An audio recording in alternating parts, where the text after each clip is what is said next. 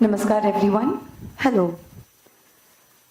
It is truly an honor to stand before all of you, and also a little surreal because I'm here in a costume with my ghungroos, but not to dance, to speak. And I wonder, and I'm grateful for everything that has led up to this moment. It's been 25 years since I first entered a practice hall. And in this time, I've collected many memories.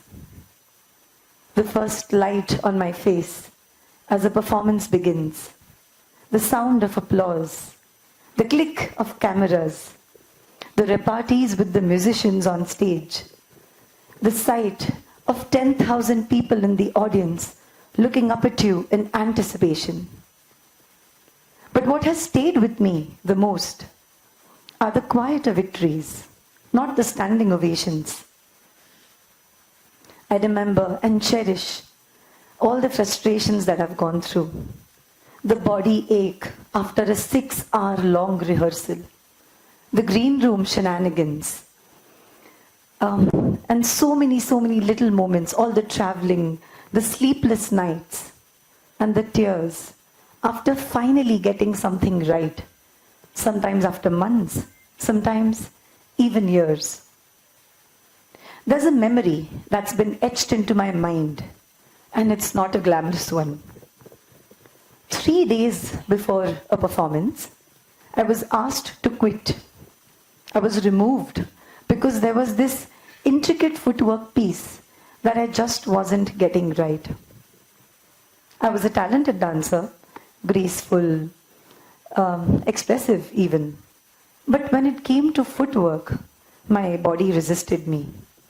By footwork, let me show you what I mean, the complex kind.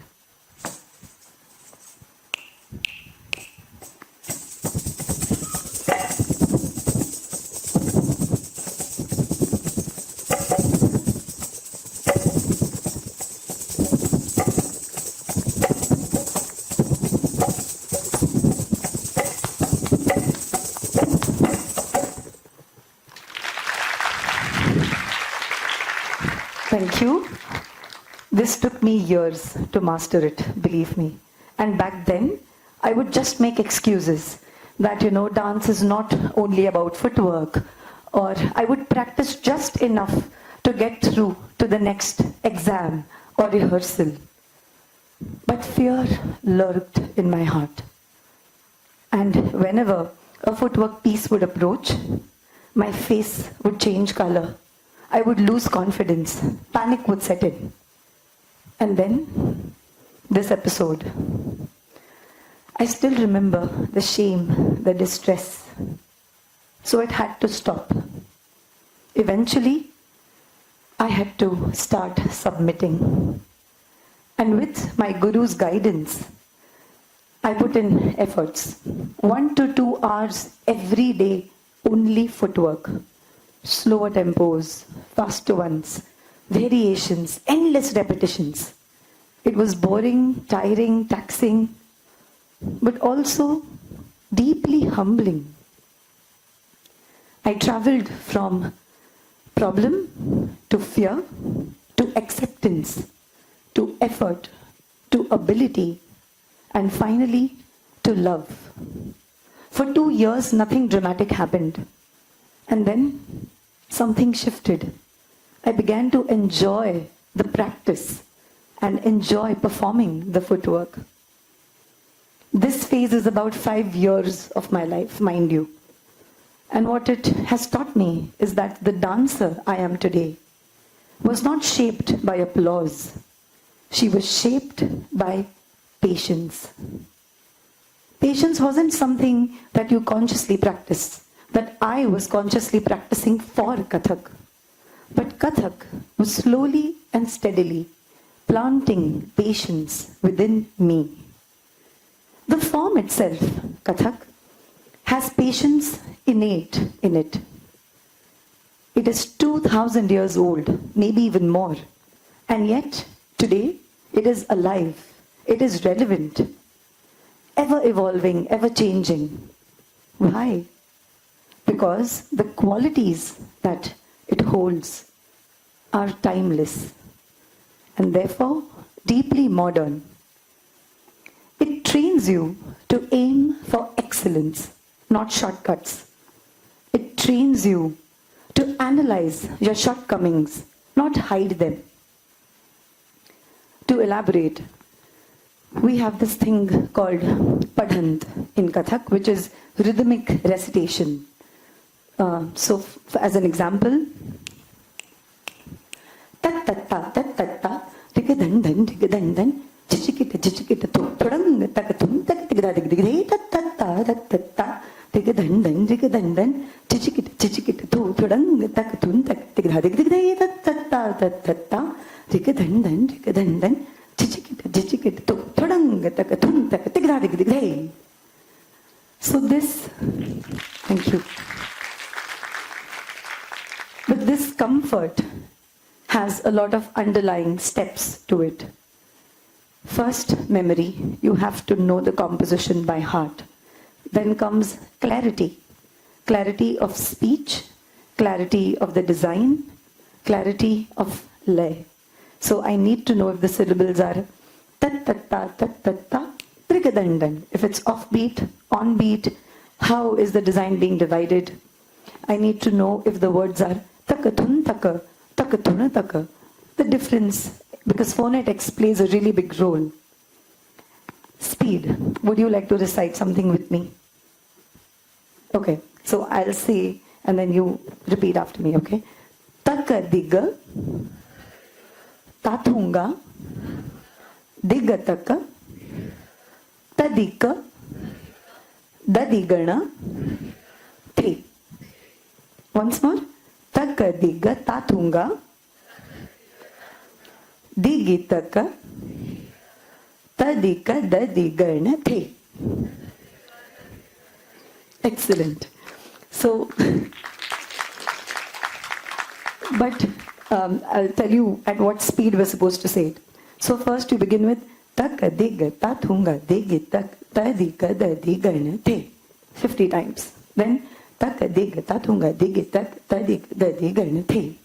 Then takadiga, tathunga, digitak, tadik, dadigana, 3. Takadiga, tathunga, digitak, tadik, dadigana, 3. Takadiga, tathunga, digitak, tadik, dadigana, 3. Takadiga, tathunga, digitak, tadik, dadigana, 3. Takadiga, tathunga, digitak, tadik, dadigana, 3. So, and after this comes the expression. Imagine if I was to say a bandish, a composition with no expression. You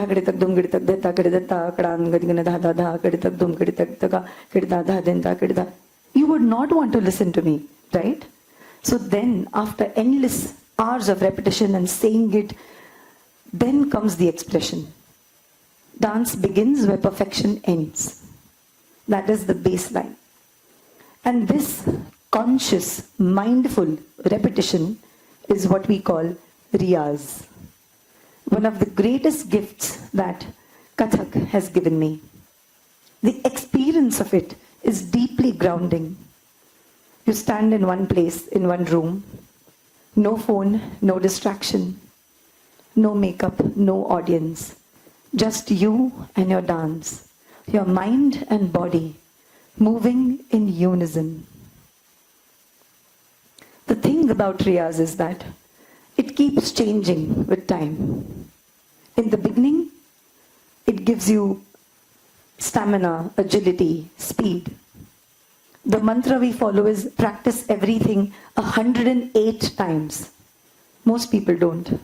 But those who do, they attain a beauty in their dance. They dance with ease, with elan, with intention. The main thing is that this mantra of dancing 108 times, it is not for the body. It is to train your ego. Because what differentiates the good dancers from the brilliant ones is riyaz of the mind. Riyaz of the mind. I speak with reference to Kathak. After a dancer attains a certain level of physical prowess, and let me tell you, a lot of dancers are able to achieve physical prowess. You have to learn, you have to read, you have to know about Indian aesthetics, Indian philosophy, Indian culture, Western philosophy, Western aesthetics, everything, all the experimentations that go on in the world. Your mind needs to be fed with knowledge. Because then your dance begins to look different. The intelligence shines through. You glance with intention. You move with meaning. There is tehrav, steadiness, without stiffness. And there is bhigapan, emotional depth. That is power. Not loud, but undeniable. Not everyone can achieve this kind of power. It comes only to those who are patient enough to stay. This reminds me of a very beautiful quote by the sitar maestro, Ustad Shahid Parvez Khan ji. He says, an artist is a voyager, a traveler. You never really get there. The horizon keeps stretching before you. And that is the beauty. And this kind of a journey takes time, takes patience. Not just with your art, but with yourself.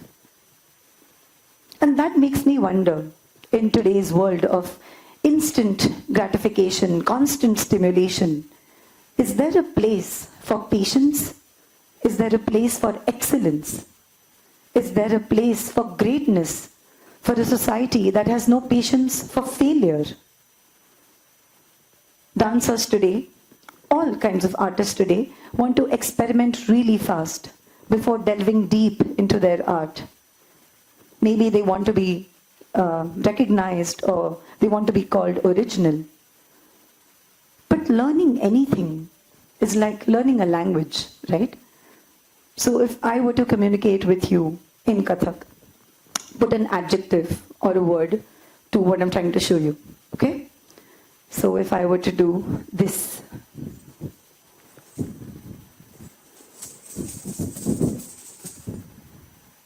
what do you think I'm trying to show? Thank you. Or if, let's look for an emotion slightly tougher.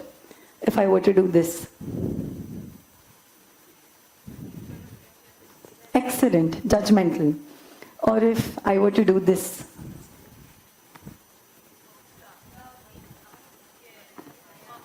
Mamta, someone said Mamta, excellent, or care.